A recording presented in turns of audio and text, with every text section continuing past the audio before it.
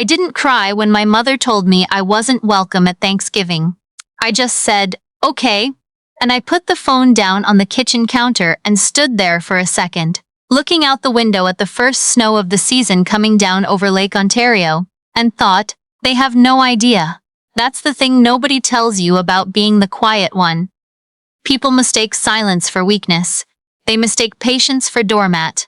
My family had been doing it my whole life, and I'd let them, because I was 22 and broke and scared when it started. And by the time I wasn't any of those things anymore, the habit was already set. Let me back up. I'm the middle child of 3. My older brother, I'll call him my brother, is 41 and has always been my father's favorite in the way that didn't need to be said out loud, because it was just in the air at every dinner table, every Christmas, every report card conversation. My younger sister is 30 and has always been my mother's project, the one who got the calls, the visits, the money when her rent came up short. And then there's me, 33 years old, software architect.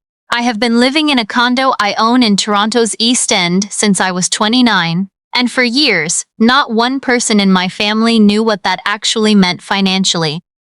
That was my choice. I kept it quiet because I'd watched what happened when my brother let it slip that he'd gotten a raise at his firm in 2018. Suddenly, he was buying my parents' anniversary dinner, and my uncle's medical equipment and my cousin's college textbooks.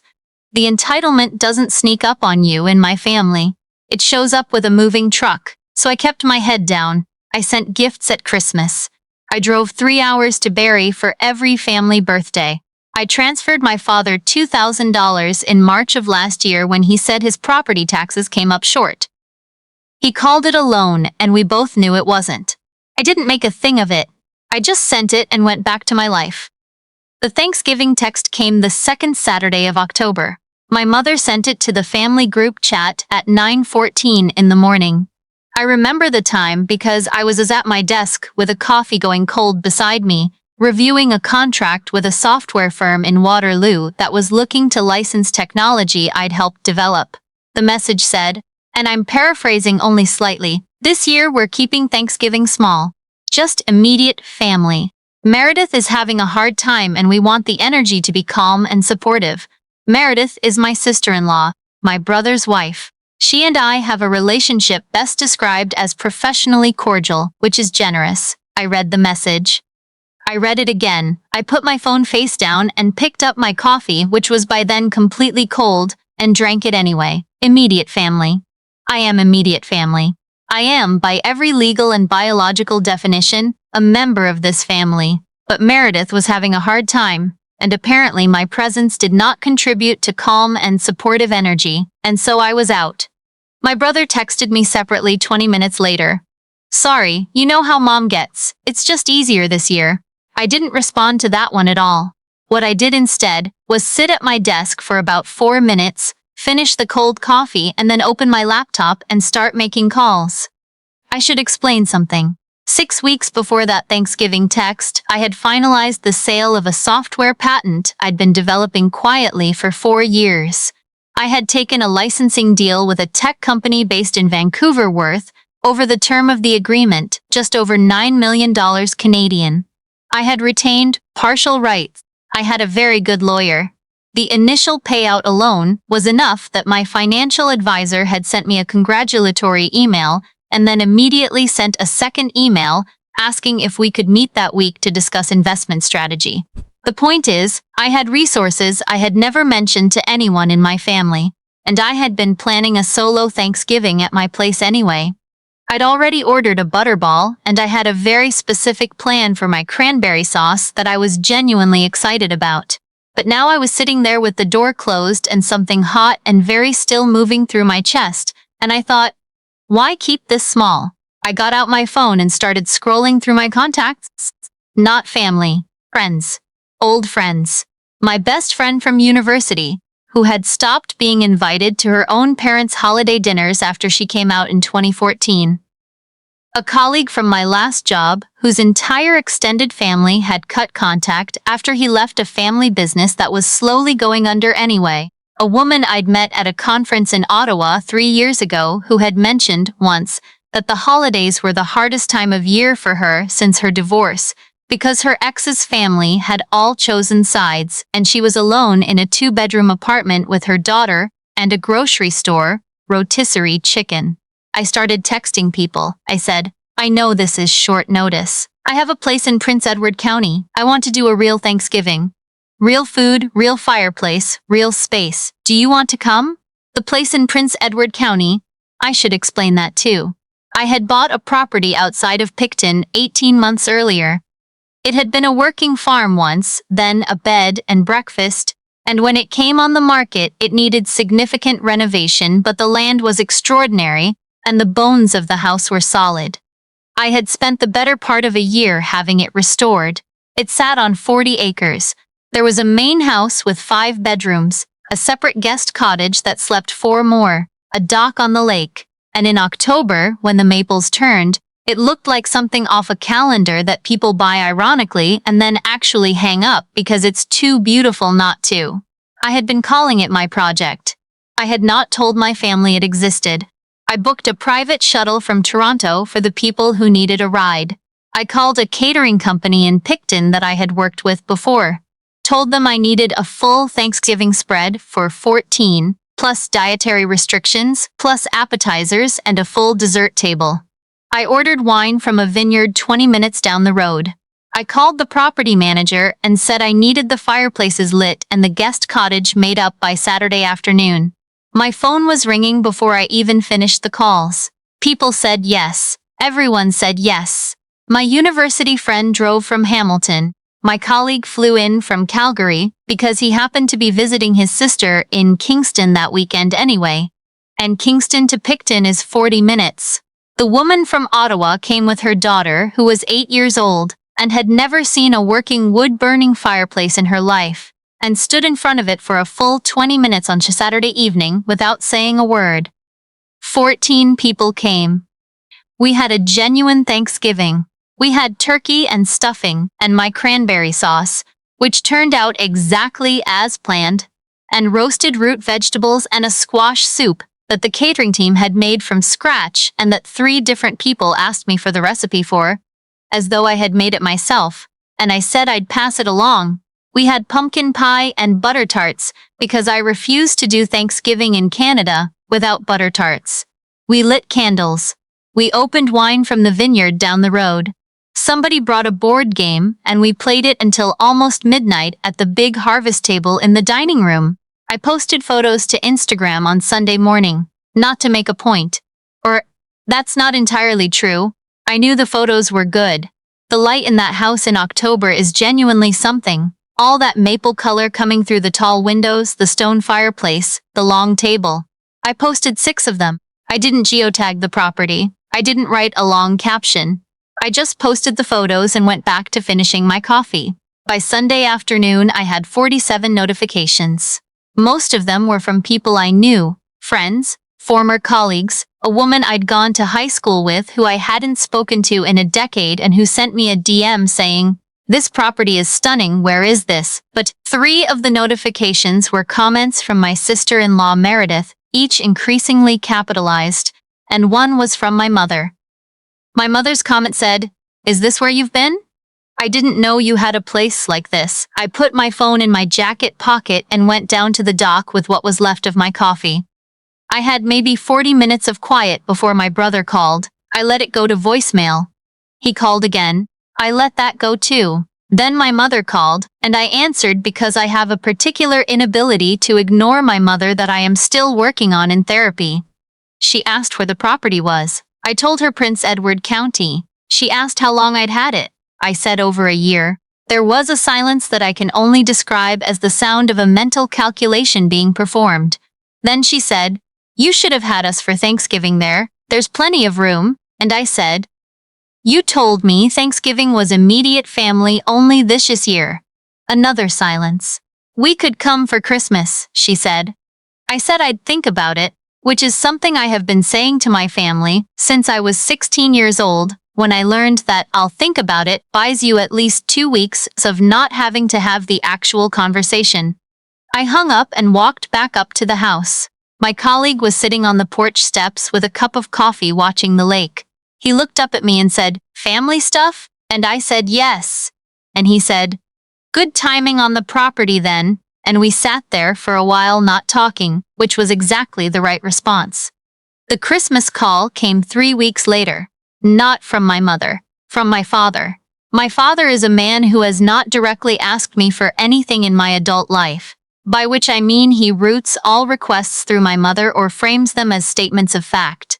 He called me on a Tuesday evening and opened with small talk, which is always a bad sign, and then he said that he and my mother had been talking, and that they thought it would be really special to spend Christmas at the property.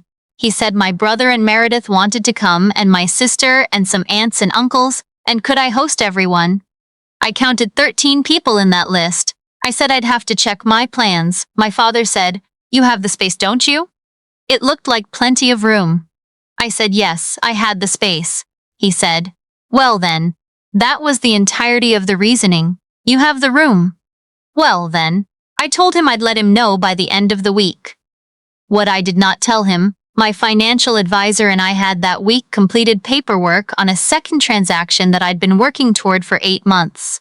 My father has a mortgage on his house in Barrie. He took out a second mortgage in 2019 to help my brother fund a business venture that did not succeed. He has been behind on payments twice in the last 3 years. His mortgage was held by a private lender that I had, through a numbered company with no visible connection to me, quietly acquired a stake in 2 months earlier. I had not done this with any plan in mind. I had done it because it was a sound investment and because the private lending firm was looking for exactly the kind of silent partner I was structured to be. I want to be clear about this. I did not buy my father's debt to hold it over him. I bought it because it made financial sense, full stop. What happened next was not something I engineered.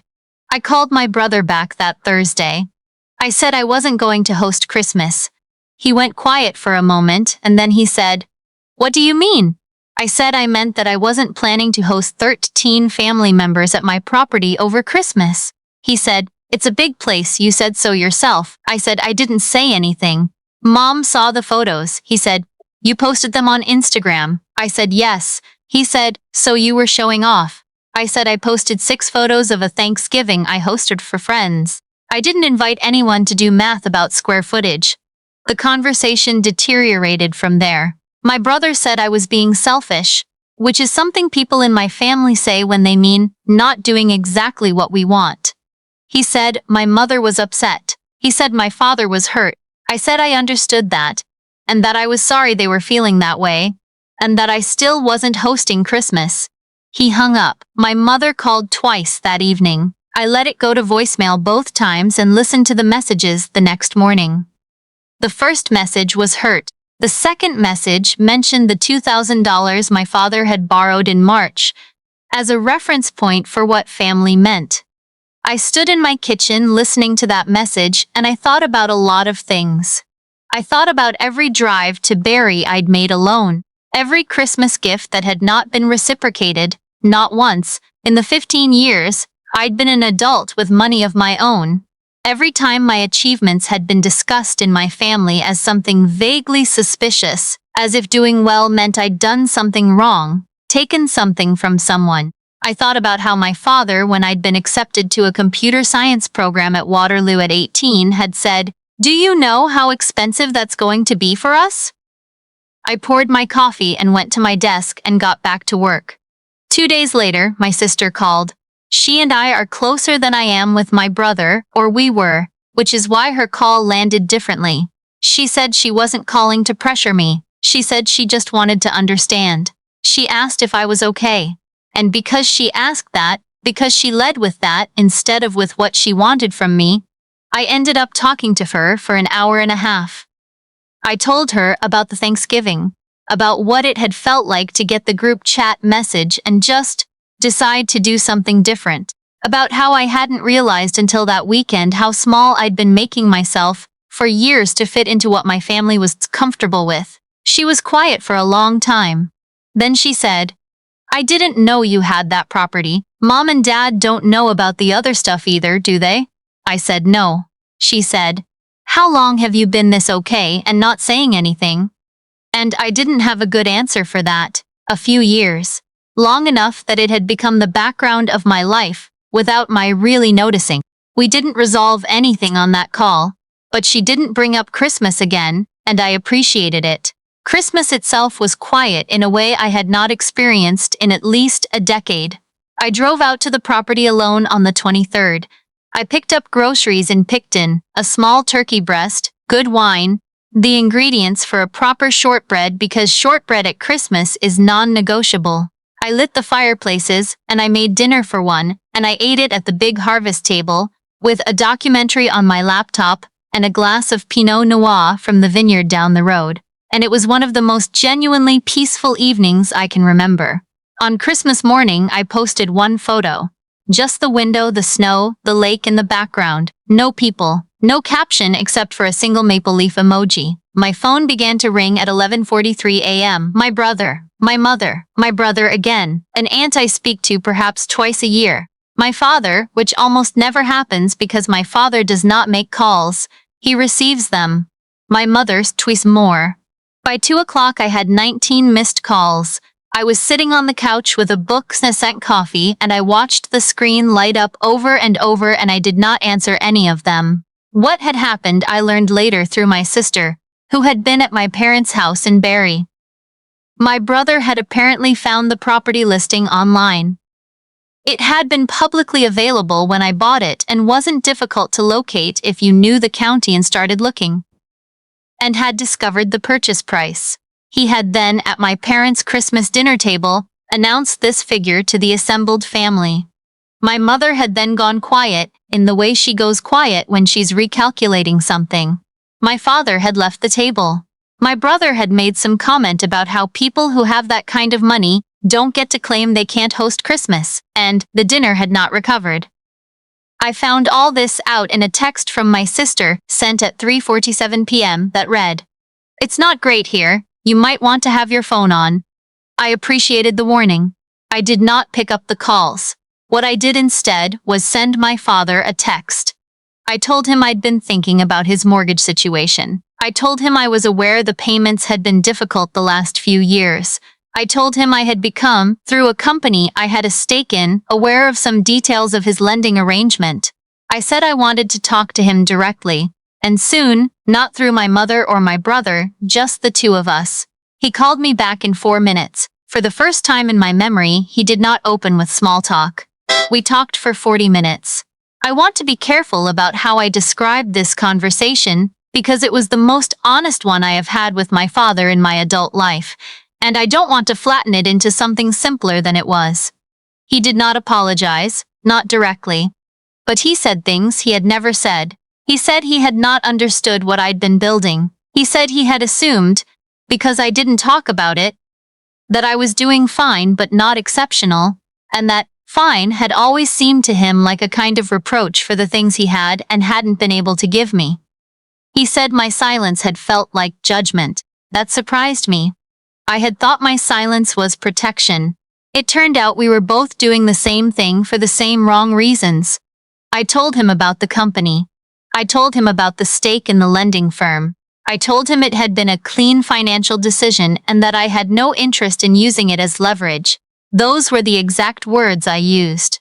I told him I could structure a private arrangement that would get him out from under the private lender, something clean and properly documented, and that I wanted nothing from him in exchange except one thing. He asked what? I said, "Talk to me first. Before you make financial decisions you need help with, before you tell my brother something I've told you privately, before you decide what I do or don't owe the family, just call me. That's it." There was a long pause. He said, "I can do that." I don't know if he will. I know he meant it in that moment, and I know that meaning something and doing it are different things, and I know my family well enough to know that change, if it comes at all, comes slowly and doesn't look like the movies. But something shifted. I felt it through the phone. My brother sent me 3 texts over the following week, each progressively less aggressive. The last one asked if we could talk. I said yes, and then I didn't arrange anything, which is not entirely admirable, But I'm 33 and I'm still working on the part where I don't punish people by making them wait. I'll get there. My mother called on New Year's Eve and said she wanted to come see the property. She didn't ask. She said she wanted to come, as though saying it made it already agreed to. And I felt the old pull, the one that has governed about 40% of my decisions for my entire adult life. The pull toward yes, toward smoothing, toward making it easier. I said, let's plan something for the spring. I'll send you some dates. Which is not a no, but it's not a yes on her terms. And that's new. There is a version of this story where I forgive everything instantly, and we all have a redemptive Christmas, and I learn that family is what matters, and money is just money. I've seen that version. It plays well. I don't think it's honest. The honest version is that I am someone who spent a long time being smaller than I needed to be for people who were never going to be grateful enough for it, and I finally stopped, and the stopping did not feel triumphant in the moment. It felt lonely and correct, which is maybe what most good decisions feel like when you're actually inside them. The property is still there. 40 acres, stone fireplace, dock on the lake. I'm going back in April when the ice breaks on the water. I've already invited the same people from Thanksgiving and a few new ones, and my sister who asked if she could bring a friend. I said yes. The maple leaf emoji stays up on Instagram. My phone has been quieter since January. I don't know if that's peace or just the eye of something, but for now I'm sitting in it. And the coffee is hot this time, and the view out this window is still extraordinary.